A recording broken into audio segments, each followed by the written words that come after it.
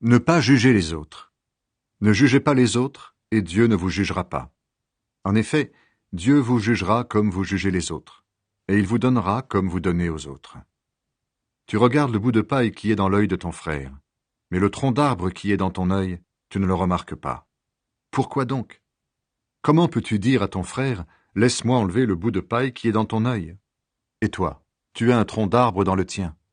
Homme faux. Enlève d'abord le tronc d'arbre qui est dans ton œil. Ensuite, tu verras assez clair pour enlever le bout de paille dans l'œil de ton frère. Ne donnez pas aux chiens ce qui est à Dieu. Ils peuvent se retourner contre vous pour vous déchirer. Ne jetez pas vos perles précieuses devant les cochons. Ils peuvent les écraser en marchant dessus. Celui qui demande reçoit. Demandez, et on vous donnera. Cherchez, et vous trouverez.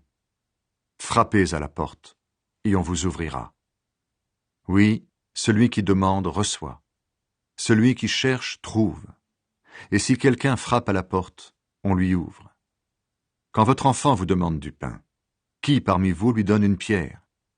Quand il vous demande du poisson, qui lui donne un serpent?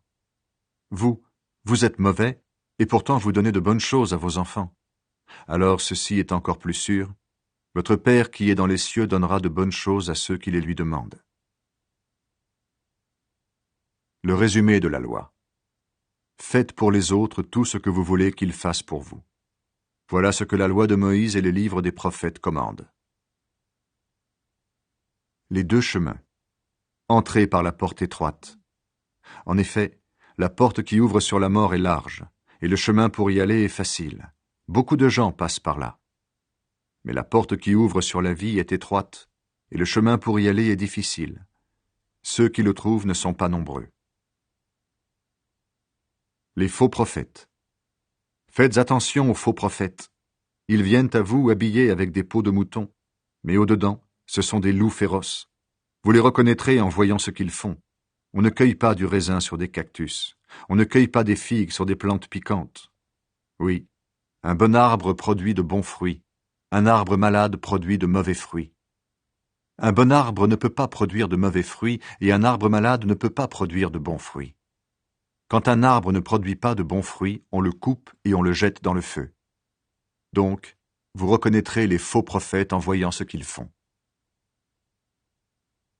Les vrais disciples. Pour entrer dans le royaume des cieux, il ne suffit pas de me dire « Seigneur, Seigneur ». Il faut aussi faire la volonté de mon Père qui est dans les cieux. Quand je viendrai pour juger les gens, beaucoup me diront « Seigneur, Seigneur ». C'est en ton nom que nous avons parlé, c'est en ton nom que nous avons chassé les esprits mauvais, c'est en ton nom que nous avons fait de nombreux miracles. Alors je leur dirai, je ne vous ai jamais connus. Allez-vous-en loin de moi, vous qui faites le mal. Les deux maisons. Celui qui écoute toutes ces paroles et m'obéit, celui-là ressemble à un sage. Le sage construit sa maison sur de la pierre. La pluie tombe, les rivières débordent, les vents soufflent et se jettent contre la maison. La maison ne tombe pas parce qu'on a posé ses fondations sur de la pierre. Mais celui qui écoute mes paroles et ne fait pas ce que je dis, celui-là ressemble à quelqu'un de stupide. Celui qui est stupide construit sa maison sur le sable. La pluie tombe, les rivières débordent, les vents soufflent et frappent la maison tombe et elle est complètement détruite. Jésus enseigne avec autorité. Quand Jésus a fini de dire toutes ces paroles, les foules sont très étonnées par sa façon d'enseigner. En effet, il ne fait pas comme les maîtres de la loi, mais il enseigne avec l'autorité que Dieu lui donne. Jésus guérit un lépreux. Jésus descend de la montagne et des foules nombreuses le suivent. Un lépreux s'approche, il se met à genoux devant Jésus et lui dit « Seigneur, si tu le veux, tu peux me guérir. » Jésus tend la main, il touche le lépreux en disant « Je le veux, sois guéri. » Aussitôt, l'homme est guéri de sa lèpre. Jésus lui dit encore « Attention, ne dis rien à personne, mais va te montrer au prêtre et offre le sacrifice que Moïse a commandé. Ainsi, tous auront la preuve que tu es guéri. » Jésus guérit le serviteur d'un officier romain. Jésus entre dans Capernaüm. Un officier romain s'approche de lui et lui demande son aide en disant « Seigneur, mon serviteur est couché à la maison. Il est paralysé et il souffre terriblement. » Jésus lui dit « Je vais aller le guérir. » Mais l'officier lui répond « Seigneur, je ne suis pas digne que tu entres chez moi, mais dis seulement un mot et mon serviteur sera guéri. Moi, j'obéis à un chef et je commande à des soldats. Je dis à l'un d'eux « Va » et il va. Je dis à un autre « Viens » et il vient. Je dis à mon esclave « Fais ceci » et il le fait. Quand Jésus entend cela, il admire l'officier et il dit à ceux qui l'accompagnent « Je vous le dis, c'est la vérité. Dans le peuple d'Israël, je n'ai trouvé personne avec une foi aussi grande. Oui, je vous l'affirme, beaucoup de gens viendront de l'Est et de l'Ouest, et ils prendront le grand repas avec Abraham, Isaac et Jacob dans le royaume des cieux. Mais ceux qui devaient entrer dans le royaume, on les jettera dehors dans la nuit. Là, ils pleureront et ils grinceront des dents. » Et Jésus dit à l'officier, « Retourne chez toi. À cause de ta foi, ce que tu as demandé va arriver. » Et au même moment, le serviteur est guéri. Jésus guérit la belle-mère de Pierre et d'autres malades. Jésus va dans la maison de Pierre.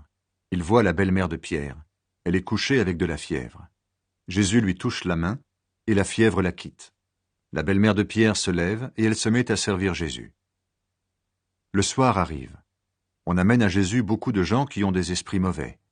Par sa parole, il chasse les esprits et il guérit tous les malades. Ainsi, Jésus réalise ce que le prophète Ésaïe a annoncé. Il a pris ce qui nous fait souffrir, et il a porté sur lui nos maladies. Des gens veulent suivre Jésus.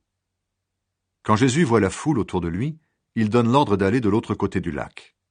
Alors un maître de la loi s'approche et lui dit « Maître, je te suivrai partout où tu iras. » Jésus lui répond « Les renards ont des trous pour s'abriter, et les oiseaux ont des nids, mais le Fils de l'homme n'a pas d'endroit pour se reposer. » Quelqu'un d'autre, un disciple, dit à Jésus « Seigneur, permets-moi d'aller d'abord enterrer mon père. » Jésus lui répond « Suis-moi, et laisse les morts enterrer leurs morts. » Jésus calme la tempête. Jésus monte dans la barque et ses disciples l'accompagnent. Tout à coup, une grande tempête se met à souffler sur le lac. Les vagues vont bientôt recouvrir la barque, et Jésus dort. Les disciples s'approchent de lui, ils le réveillent en disant « Seigneur, sauve-nous, nous allons mourir !» Jésus leur dit « Pourquoi est-ce que vous avez peur? Vous n'avez pas beaucoup de foi. » Alors il se lève, il menace le vent et l'eau, et tout devient très calme. Tous sont très étonnés et disent « Qui donc est cet homme? Même le vent et l'eau lui obéissent. » Jésus guérit 2 hommes qui ont des esprits mauvais. Jésus arrive de l'autre côté du lac, dans le pays des Gadaréniens. 2 hommes sortent du cimetière et ils viennent à sa rencontre. Ils ont des esprits mauvais en eux. Ils sont très dangereux et personne n'ose passer par ce chemin. Ils se mettent à crier « Fils de Dieu, qu'est-ce que tu nous veux? Est-ce que tu es venu ici pour nous punir avant le moment fixé par Dieu ?» Un peu plus loin, il y a un grand troupeau de cochons en train de chercher leur nourriture. Les esprits mauvais supplient Jésus en disant « Si tu veux nous chasser, envoie-nous dans ce troupeau de cochons. » Jésus leur dit « Allez-y. » Les esprits mauvais sortent des 2 hommes et ils entrent dans les cochons. Alors tout le troupeau se précipite du haut de la pente dans le lac et les cochons se noient. Les gardiens du troupeau partent en courant. Ils vont à la ville, ils racontent tout ce qui s'est passé et ce qui est arrivé aux 2 hommes. Tous les habitants de la ville sortent pour aller à la rencontre de Jésus. Quand ils le voient, ils le supplient en disant « Quitte notre pays !» Jésus guérit un paralysé. Jésus monte dans la barque, il traverse le lac et il va dans sa ville. Des gens lui amènent un paralysé couché sur une natte. Quand Jésus voit leur foi, il dit au paralysé « Reprends courage, tes péchés sont pardonnés. » Quelques maîtres de la loi se mettent à penser « Cet homme insulte Dieu. » Jésus sait ce qu'ils pensent et il leur dit « Pourquoi avez-vous ces pensées mauvaises? Qu'est-ce qui est plus facile, dire « Tes péchés sont pardonnés » ou dire « Lève-toi et marche » Eh bien, vous devez le savoir, le Fils de l'homme a le pouvoir de pardonner les péchés sur la terre. Alors Jésus dit